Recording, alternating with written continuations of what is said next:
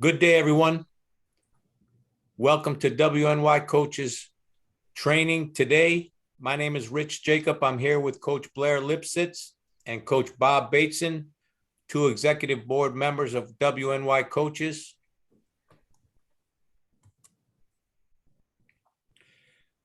We're also joined by Kelly Piper, our Director of Sports Psychology and Wellness.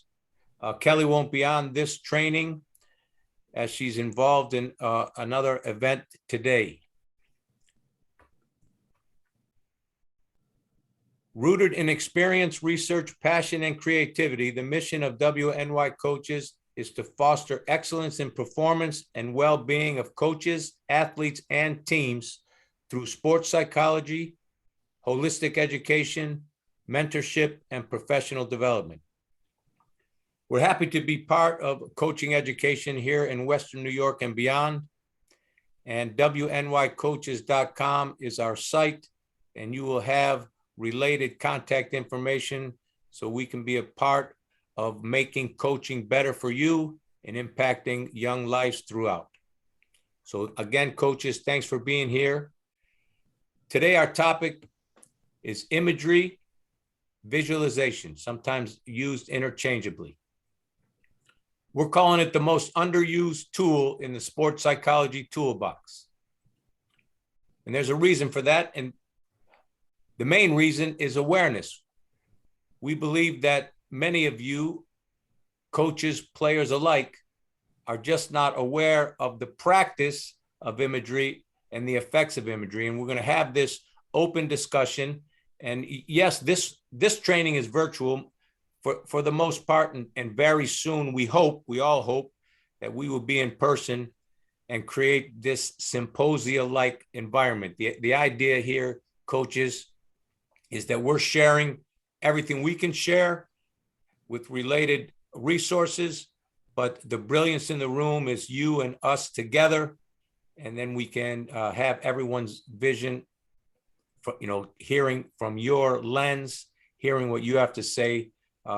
That's our ideal training environment, and we're going to do the best we can here virtually. And again, you'll have the contact information so we can further this discussion beyond today. You're starting with a definition of process by which sensory experiences are stored in memory and internally recalled and performed in the absence of external stimuli.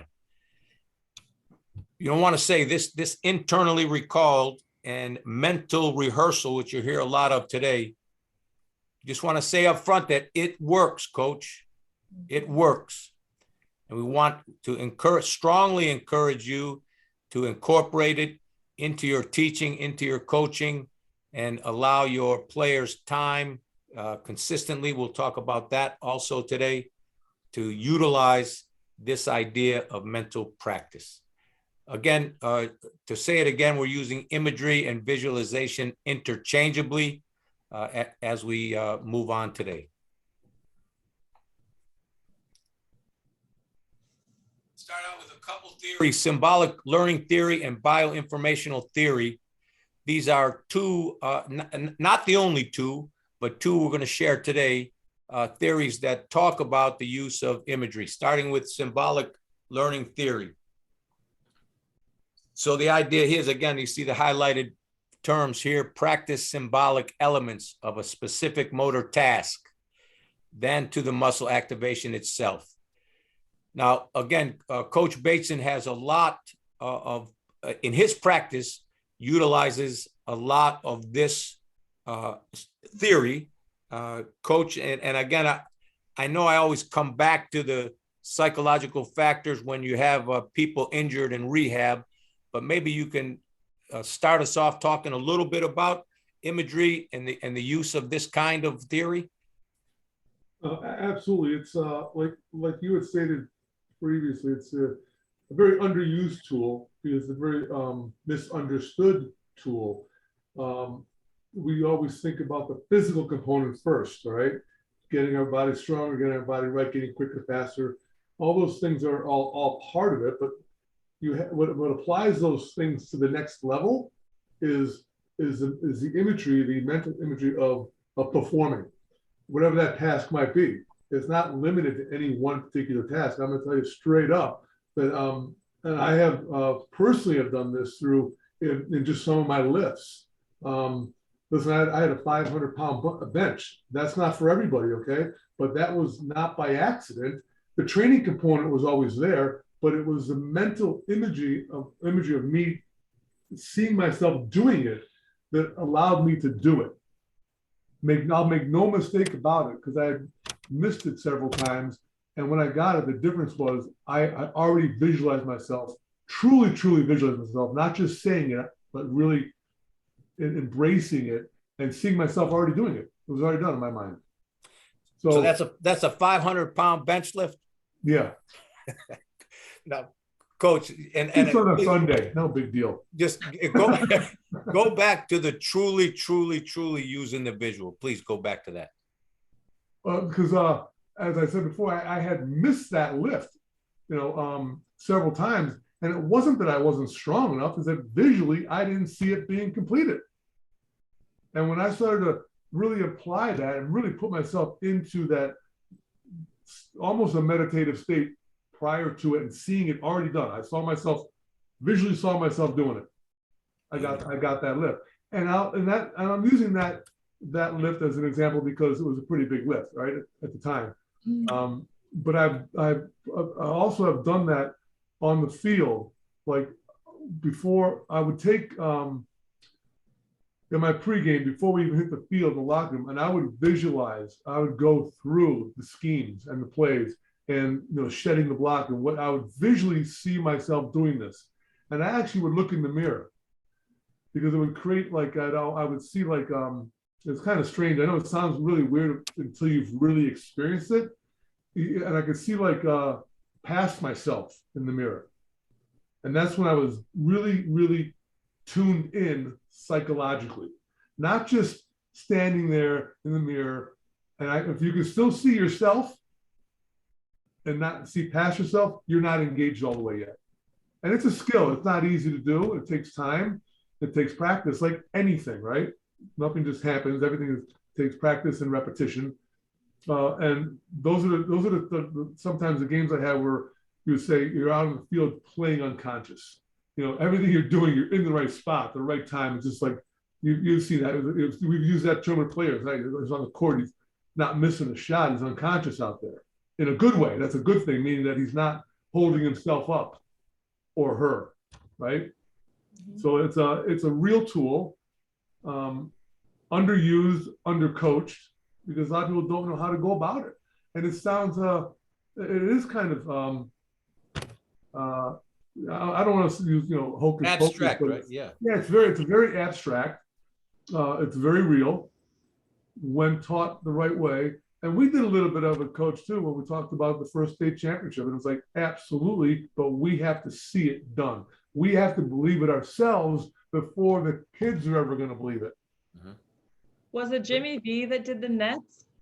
Yes. Nets down every day. That to me is like it's more of a physical representation of imagery and visualization, but it's a really good one to just sort of get somebody started. So it's not when I used to be a player, I would use it. My eyes were closed for timing, for blocking schemes. That's how I would use it the most. And really that was my first foray into sports psychology, was learning that and then seeing that come to fruition in a game and realizing, oh, this works. But when you start explaining it initially, I think people are like, wait a second, I have to meditate in order to be a better athlete. Like this is too much.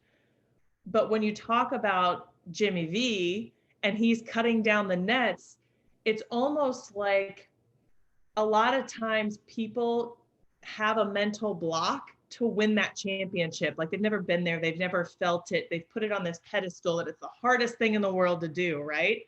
And then once you win one, you're like, oh, that's manageable. I can do that again. And that's why you see teams win. And so Jimmy V was trying to get his team to understand that they've already felt that feeling of what it would feel like to win so that they can push back past that mental block, if that makes sense. Total I sense. think that's such a great first impression of imagery and visualization.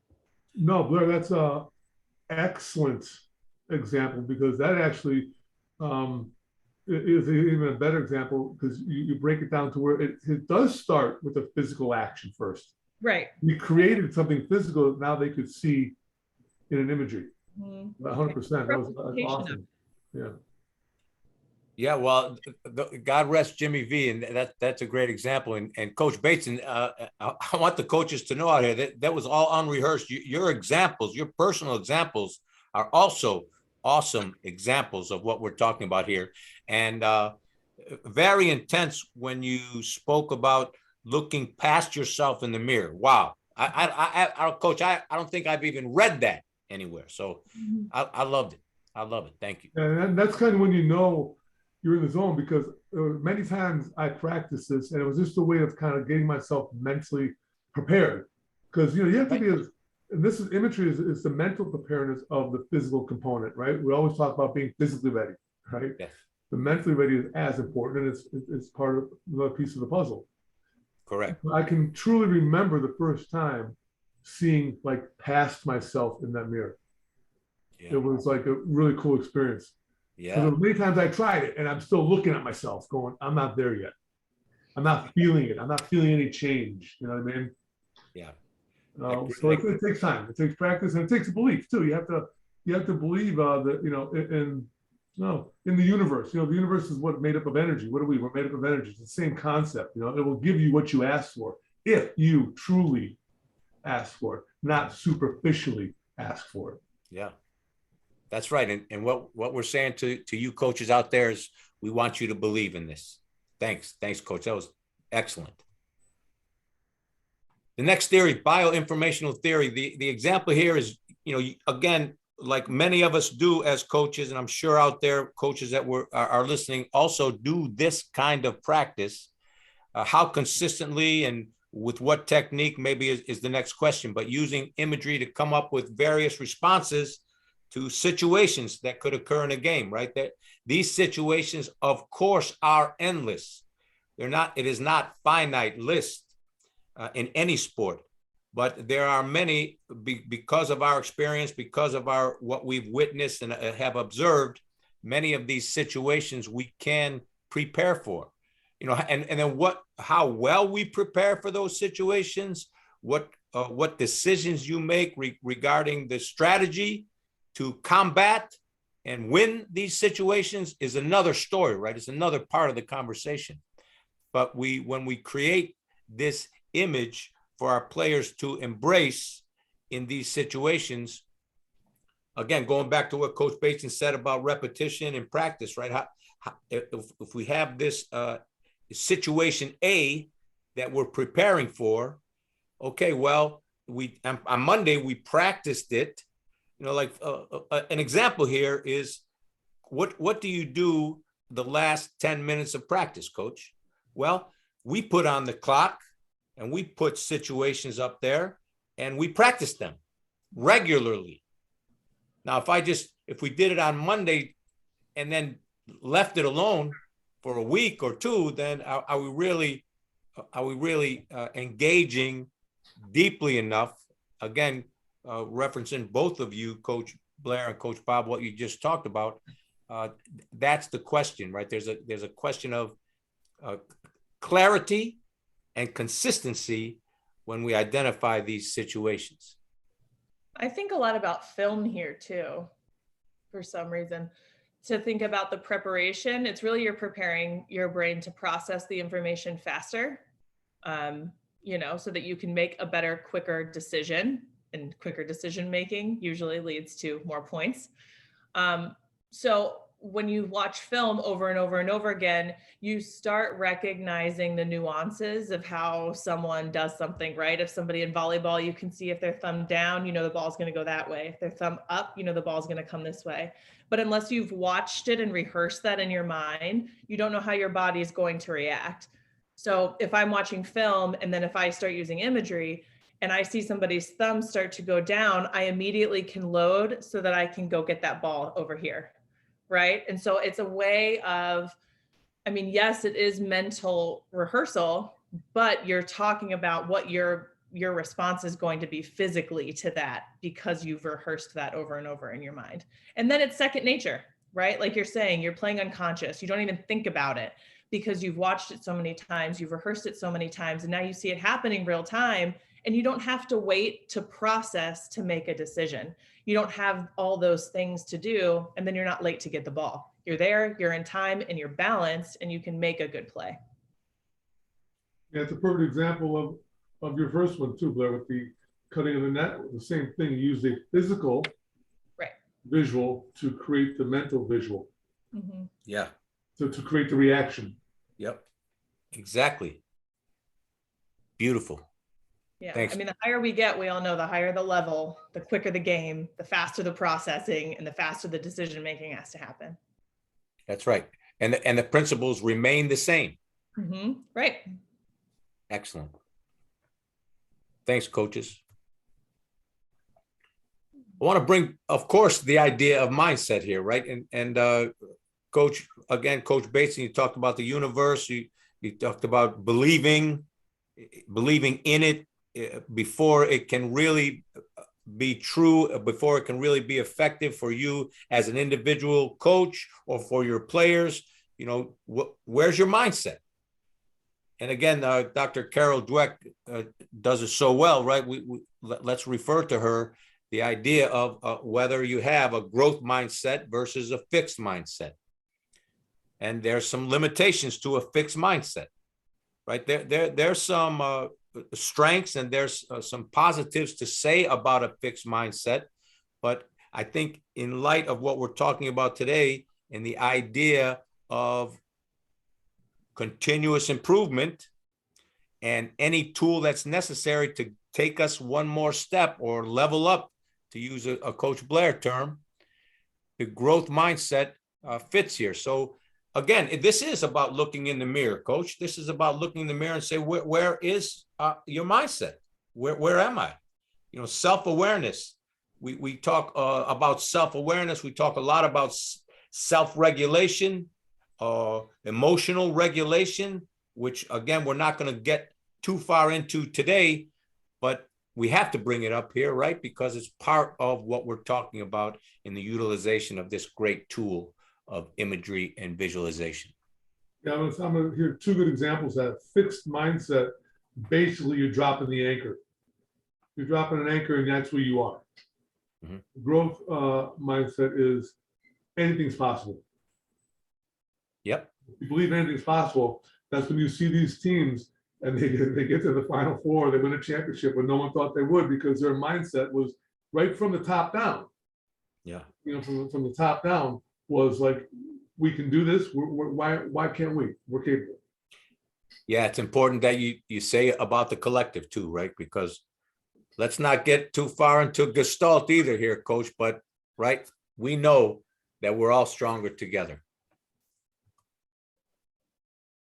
Okay, moving into the types of imagery, cognitive and motivational. Here on this screen, we have cognitive specific and cognitive general, both identifying specific imagining skills, right? It could be just a foul, a basketball example is a free throw.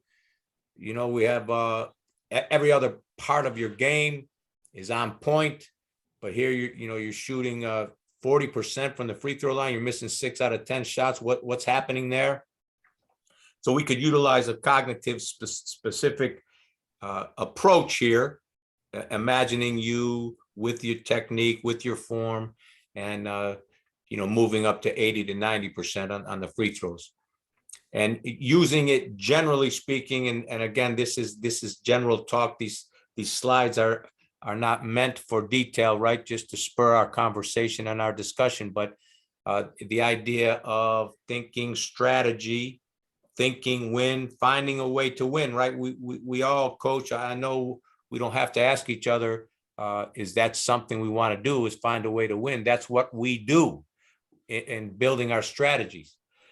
But also honing in on specific strategies and utilizing imagery to create that strategy and practice that strategy prior to games. I mean, I know I use Sun Tzu, right? The Art of War.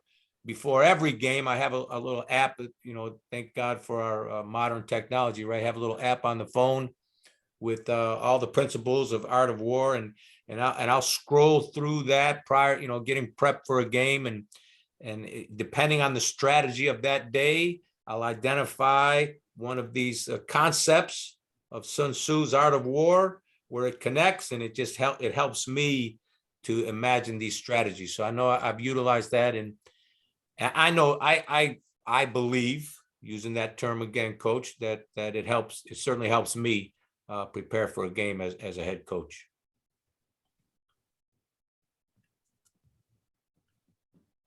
Motivation specific, motivation general. Again, it's this. It's where is the fire burning? What do we really want? I mean, soon there will be a full training on motivation, right? We're bringing it in, and of course, it's part of what we're talking about today with imagery and visualization. But motivation, you know, interest level, motivation level. I don't think it's a good idea to assume everyone is motivated in the same direction, right?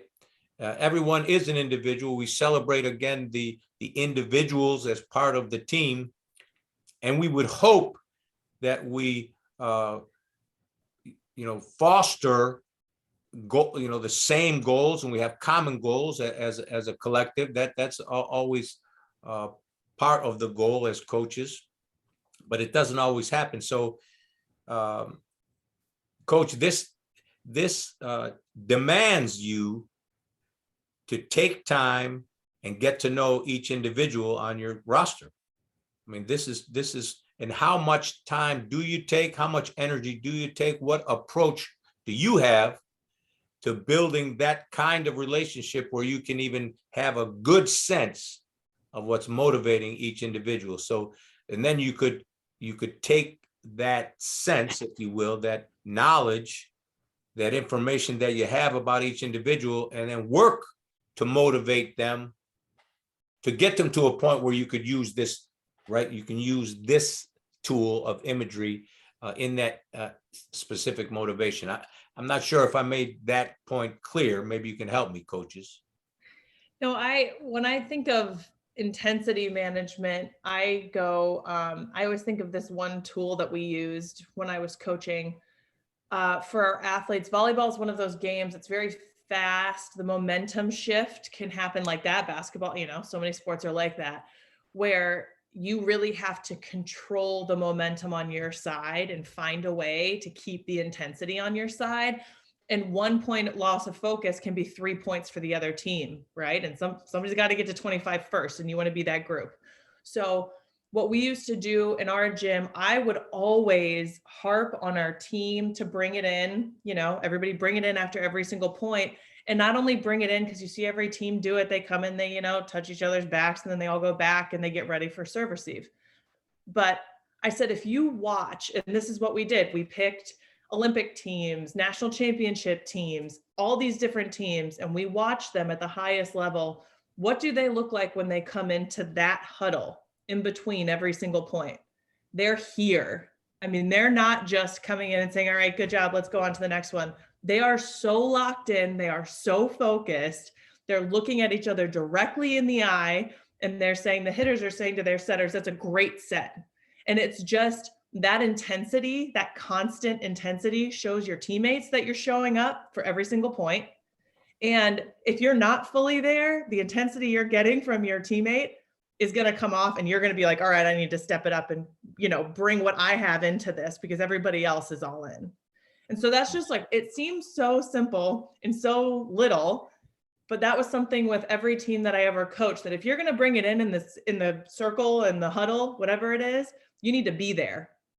And if you're going to do it every point, what an opportunity to bring everybody together and bring that focus in every point that you have, every opportunity to get a point that you have. Excellent. That's a terrific example, Coach. Thanks for that clarification too. That's helpful. Awesome. So why do they use it? And here's a few, again, not a finished list, but prepare for competition, sharpen technique, learn new skills, and for relaxation. I mean, Coach Basin, you talked about pregame in the mirror. Coach Blair, again, coach in the NFL, Coach Blair, a four-time NCAA champion with Penn State women's volleyball. Talk about using imagery and visualization for relaxation. Yeah, we used to do it in practice quite often, because if you haven't been able to tell already, I'm slightly high strung. I get really excited about things. And it's the same as a player, right? We were all very high strung individuals, nobody was super calm. So relaxation for us would happen after practice. And I remember we would all get to lay down on the floor in the gym and just relax our bodies. And I don't think any of us realized how much tension we were holding all the time. Because you imagine student athletes have school, they have their sport, they have their family life, they have their relationships outside of that. There's so much going on in an athlete's life, even outside of sport. It's very easy to bring that in to the gym, to the practice, whatever it is. So if they can use relaxation techniques and they work, they help. I mean, everybody's heard a podcast or something. It comes on, it says, all right, relax your shoulders. And you're like, oh man, yep, my shoulders were 100% tense until they said that. And you realize how much of that you're holding on to. If you can let that go, you can become a totally different player.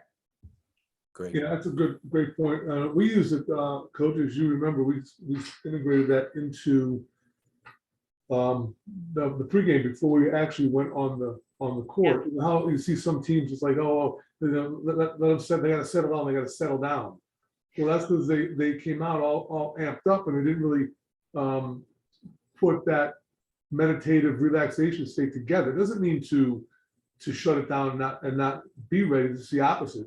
We used it, and I don't even think the kids really totally understood, but we used to do a breathing, with a box breathing or some meditative breathing. We do it for a few minutes just before we take the court. We all stood around, close your eyes, put your thumb and your middle finger together. Remember that, Coach? And took them through a breathing pattern. And we'd always hit the court. I don't know if you really realized it, but I noticed that, like, we never came out really jittery. We kind of like just kind of came out streamlined, and usually you just start hitting it right out of the gate. And before you knew it, we're up on a team when they're not even settled down yet, because we came out with that ready to go. Kind of, we already got rid of that jitteriness, and I don't even think the kids totally realized what we were doing for them at that point in time. Yeah. I used to listen to classical music before games. Nice. Because it would calm me down.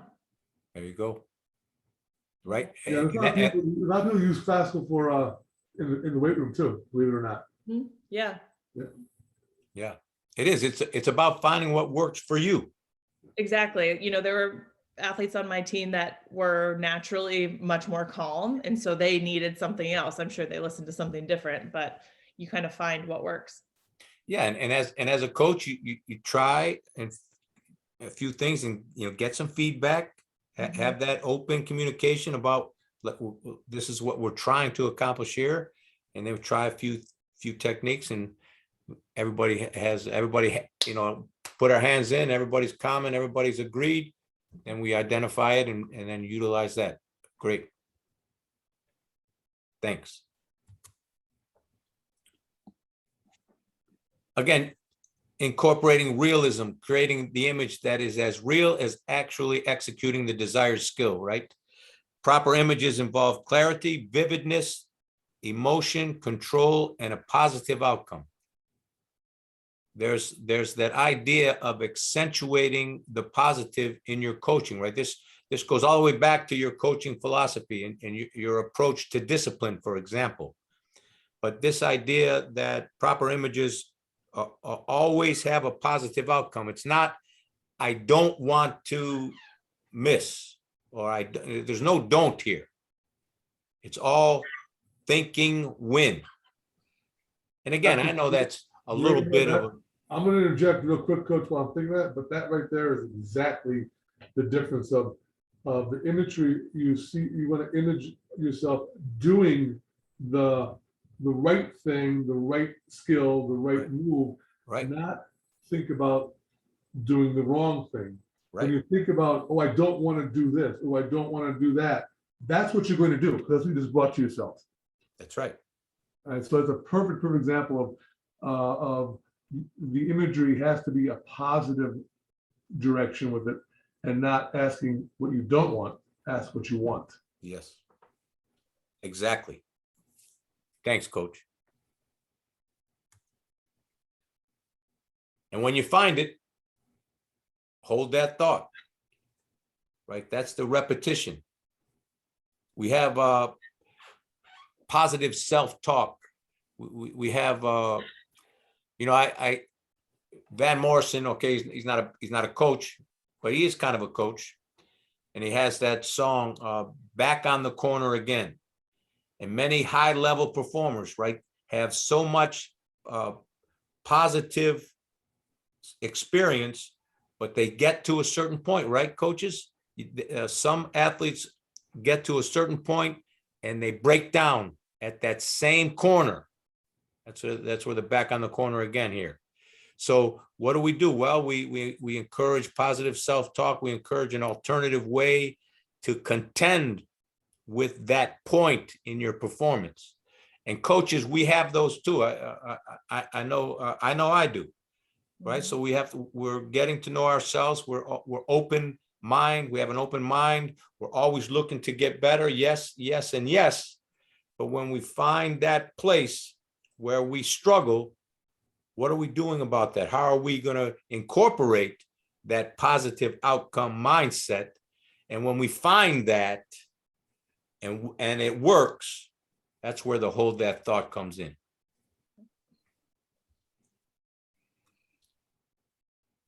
And again, you both talked about this in your own way already, right? The arrow, that's where the practice is. Yeah, I love this visual. I always like this visual, but this one really works for imagery, I think. Yeah, right. You don't see them, but you need them. Yeah, yeah. The preparation is the most of it, and then the performance is of course on top. And yeah, there's not enough that can be said about this image. I agree, Coach. It's it's so useful, and this is where again, going back to physical and mental practice, all the above, all the rehearsal, all the practice is where the arrow's pointing. And then what we see is performance. That's the result.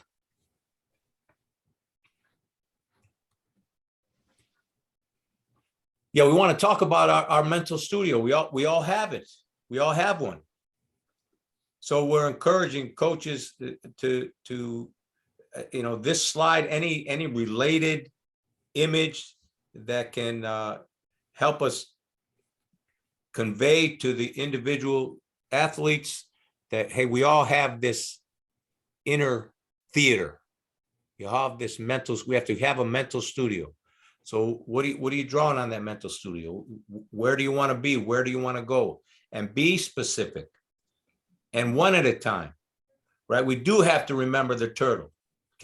We can't get everything done in one shot. We're not going to draw 10 pictures in this mental studio, right? Let's identify and let's prioritize the skill that we're looking to improve, and then create that inner theater, this mental studio, and start there. And yeah, I like the colored markers too. Then you can be even a little more creative. You know, Coach Bateson, you talked about the universe and the law of attraction. And this is kind of, again, we're not talking about the secret today or the law of attraction always, but in a conversation like this, I think we have to bring it up. And here, you know, here we have Buddhism. It's truly, truly part of it. It is.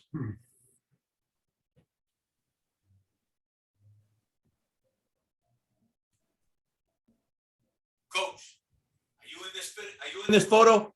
I am. I'm all the way on the right. Come on, number 9. Wait, what? Number 9. Couch, see that? Stepping on that girl's ankle? Yep. I think this was my sophomore year. Awesome. I think, yes. I'm so happy. I'm so happy that you're in that photo. And this, this is the universe. This is, I was searching for this. I was searching for this. Right. And here it is. It ends up being you and your teammates. Awesome. Yep, that's us. Again, coaches out there, unrehearsed here, but that's our coach player number 9. Beautiful.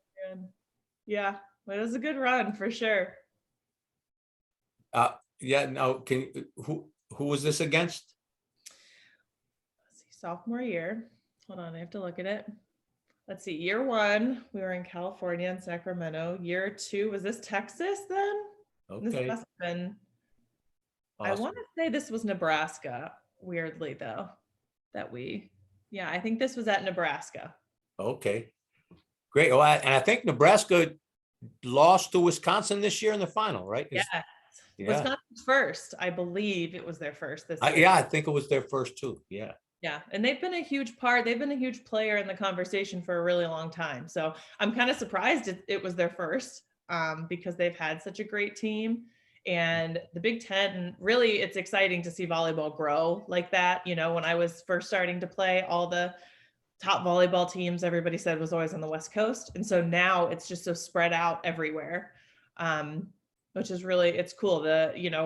Growing up, volleyball was never on TV. And then being able to see it now and being able to be a part of that, surge of volleyball, that all of our national championships were on TV and you could watch regional volleyball on TV. It's kind of cool. That is awesome. Yeah.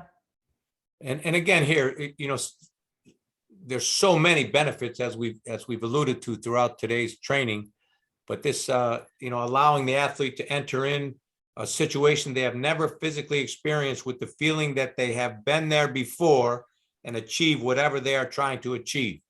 And again, looking in that mirror, coach, and looking past yourself, and you shared that feeling right here. You shared this feeling when you were playing unconscious, as you put it. So yeah, and one of the things about this is it's like this was our second year. We were so much more comfortable going into the Final Four, going into regionals, going into every part of it because we had been there before.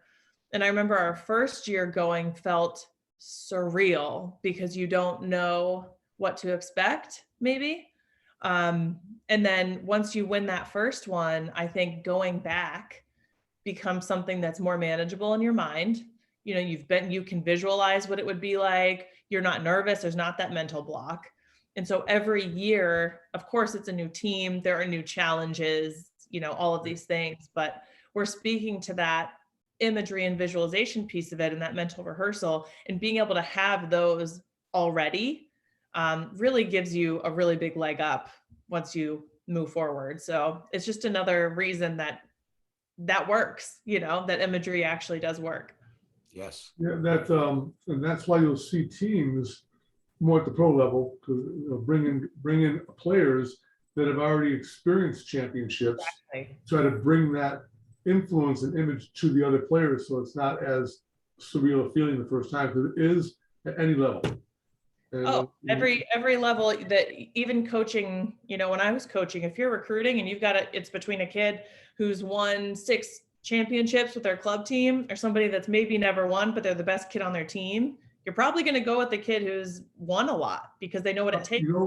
Claire, that's a straight up 100% correct. Coach, as you know, we've been working on one of our colleges recruiting for some of our kids.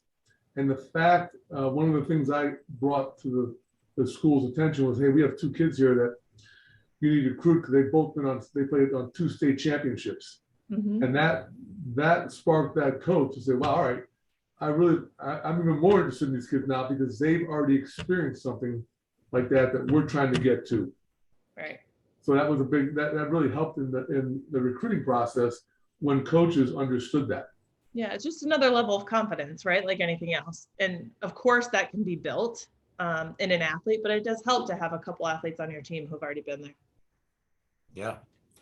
Well, I want to make a point to the coaches here with us today that, yes, we're talking about the ultimate crown here, but there are so many wins on the way. So again, and I think everyone does understand this, but reminding everyone that using this tool, for the baby steps of success is just as important as, again, celebrating the ultimate.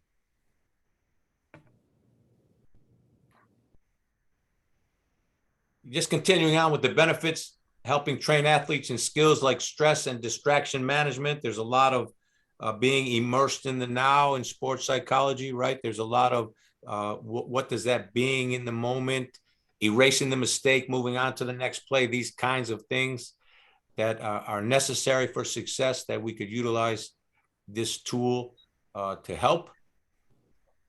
Again, something that both the coaches you've shared already today, but athletes to pre-experience the achievement of goals to help raise confidence. Coach Blair, you just talked about confidence, and again, confidence building in and of itself will be another solo training, right? We'll talk about confidence. I'm sure it'll be blended in with the motivation talk, but there's so much to be discussed when we're talking about confidence. And this idea of slowing down complex skills so they can be learned, breakdown drills are an everyday occurrence. I know in our coaching, we have to, yes, we want to simulate full game situations, but to help understand a system, an offensive or a defensive system for this example, we want to slow down these skills, break them down, and again, maybe that day we're only using one aspect, one component of a system, and we drill it until it becomes second nature, till it becomes proprioceptive, right? Using those terms. Yeah, and I think that's a good point, Coach. And we actually have done that in the past when we stop practice, when we're trying to run a play, and we actually physically walk them through the play of where they're supposed to be, because you can see they're just not getting it verbally. So that's what you got to do. Don't just keep doing it verbally, coaches, because they're not getting it. If you see they're not getting it, stop and physically put them where you want them, so they physically feel it, understand it, and then it becomes visual.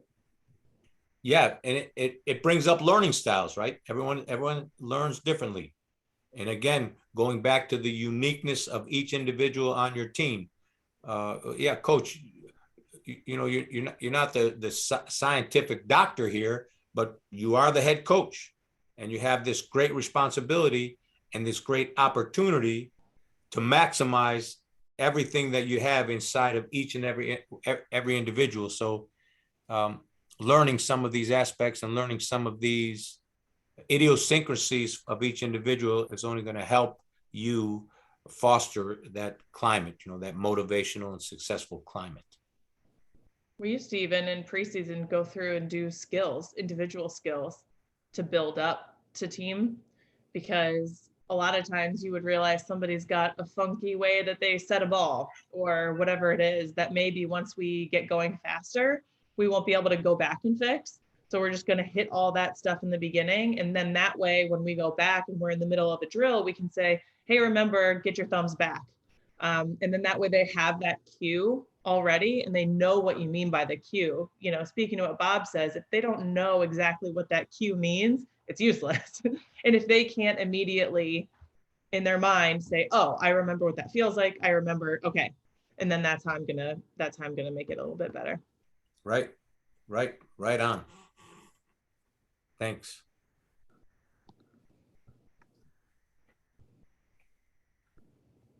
Again, kind of tying it all together, these last few minutes here,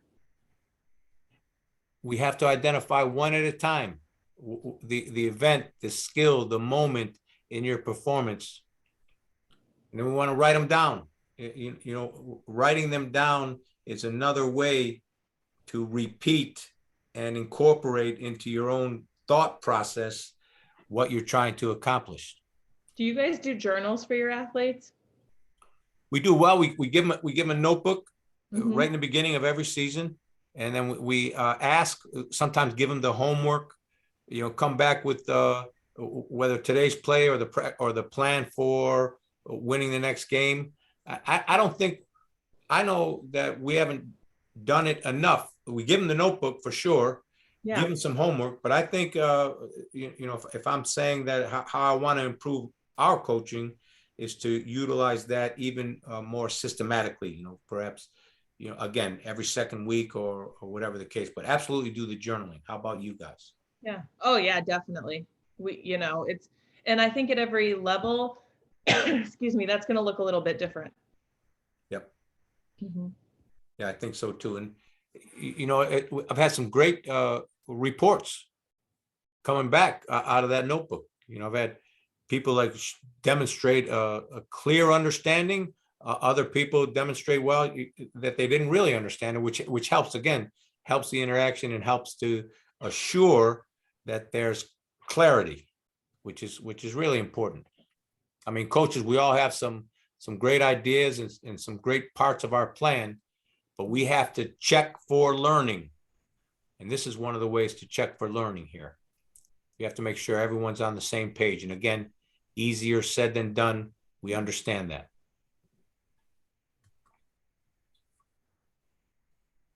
And yes, reinforcing the use, the practice of imagery, asking the player or the coach in this case to summarize the act or situation. Coach Blair just talked about the cues. That's the second line here, right?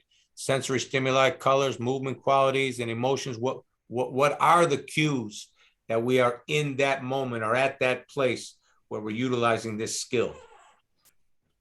And they even sorry, Rich. Go ahead. No, go right ahead.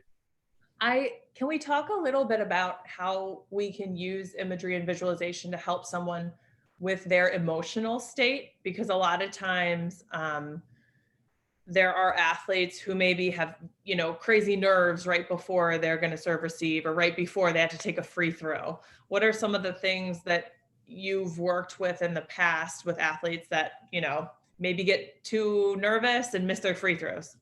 Yeah. Anchoring comes to mind, right? Mm-hmm. We want to anchor. So first of all, be open and honest. We see that's the situation for you. And it's okay that that's a situation. First, we have to be okay with it. Right. Not, don't think that way or don't be nervous. Like going back to our earlier conversations about staying positive in your thought process. So we have to anchor. It's time now. You want the ball at the critical moment. You want to be the one to take the shot. You're saying that outwardly, but 7 times you've had the opportunity and 7 times you've missed. Now we know that some shots will go in, basketball speak, and some shots won't. Yeah. But at the same time, you're putting a lot of extra. Why are you putting a lot of extra pressure because of that game situation? Whereas it's the same practice. You catch, you shoot 1,000 times a week. And hopefully you mentally rehearsed it, right? Right. And yes, as you institute your practice habits, both mentally, physically, and you've trained accordingly, you've prepared well. Now you're adding more unnecessary energy to that thinking. You're overthinking it. Mm-hmm. You're tightening up, right? They have the biofeedback to the hockey goalie and on a breakaway, all these senses. So you tighten up. Yep. The field goal kicker. What happens? Game's on the line. What happens, right? There's physiological response here. Yeah. So again, self-regulation. This is breathing. Breathing's a big part of what we're talking about, but anchoring a reminder or cue, again, using that same concept, Coach. Like a mental cue, right? Yeah. Like, okay, I'm here. I'm going to get through this, or I'm gonna break through this block, this mental block that I'm experiencing. And again, it is individual. It does take some dialogue to understand, and then help them identify that anchor or that cue that will help them get through it at that moment. That's one approach, I would say. Yeah, and I'm glad to hear that, because I think people think of nerves and nervousness and they think that only physically getting reps, that's the only way to fix it, right? But I think we're kind of showing today that a lot of that training, a lot of those reps can be mental, so that you're kind of pushing through that mental block, like you said. Absolutely. Awesome, thanks. And again, just encouraging our coaches and individuals who are utilizing this great tool of imagery and visualization, be consistent. Hopefully, coach, you incorporate it into your practice sessions, but regardless, player, utilize it, take your own time. Right?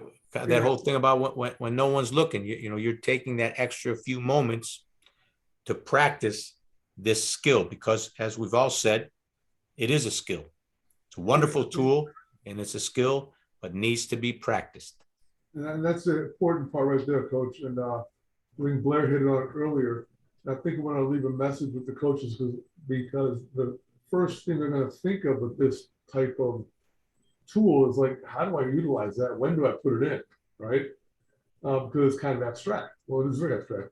Well, like Blair mentioned, you guys use it at the end of practice, right? Everyone just lays down on the floor, and use that time though, and coach them through that, as to think of all the positive things you did. Not necessarily think of the negative things. We want to always think about positive things. That's what we want to attract, positive things. If you're thinking of what you messed up, that's what you're going to attract, right? Or using it, and also using it maybe as a 5 or 6 minute tool in the beginning of practice, as a form of let's get our minds right before we start. 5 minutes, go through a breathing pattern of meditation, hit the court for practice. So you kind of incorporate it in those components before and after for a few minutes each. It's a nice way to start for coaches that really don't understand, how do I put this into practice and when do I do it? Yeah. I like to talk about lacing up. Yeah. I'm sorry, what'd you say, Coach? That I always like to do. I talked about film, but I didn't mention I like to do film of teams that are not our team, because a lot of times athletes will, and I was always guilty of this, watching yourself the whole time and just thinking about the negative things that you've done, right? And so a lot of times film is used, at the college level when you're trying to film, an opponent, what are they doing? We're going to look at this team and see what they're doing. But obviously most of the coaches on here aren't going to have that luxury, right, to see who they're going to be playing and do film. Right. So I'm talking about film in a sense of some of the best people that, some of the NBA players or some of the top college players maybe that you're going to watch with your team, and get a feel for the game and get it, we call it volleyball IQ. Learn the little nuances of the game that maybe you're not recognizing because you're watching yourself when you watch your team play. But that's just another way to create, because if you haven't experienced it physically, you might not know what it looks like either when you're trying to rehearse it in your mind. Right. So it might help as a blocker to be able to see, how somebody drops that hand into the seam to take a ball away. And you might need to see it on somebody else first so that you can imagine yourself then doing that. Exactly. I have a library of VHS tapes. I call them the 4-minute course. Do you have something to play them on? I do. I do. And because the last 4 minutes of any major college basketball game, I used to record. Yeah. Oh, that's great. And then I want to, then learn from the coaches what went on, do some, statistical analysis, but more the coaching decisions. Yeah. And it really has taught me a lot. And I still go back to them. A lot of positive and negative, right? Right. Yeah. What not to do, what to do. Yeah. That's a great idea. Yeah, and that would be a great project for like an athlete, to look into. I think so. It has helped. Still got to get better though. 1 second here. Okay, just again, tying things together. I want the coaches to take a good look at this slide, because it all leads, everything that we're doing is talking about a systematic way of thinking, cognitive foundations, and we're setting goals again as an individual and as a team. And how are we doing with our focus, attention, control? And what's happening there, again, Coach Blair, you talked about it 3 minutes ago, the stress and energy management. How is that happening? Well, it all points to use of this tool of visualization and imagery, and equals peak performance. Again, which is where there's really no end, right? But we're always striving to perform our best. That's the idea of the quest for peak performance. I thought this slide, again, reinforces a lot of what we talked about today.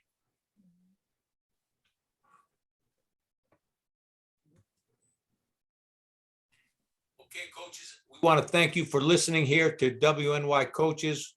We're going to wrap this up right now, but we will be back soon with another training.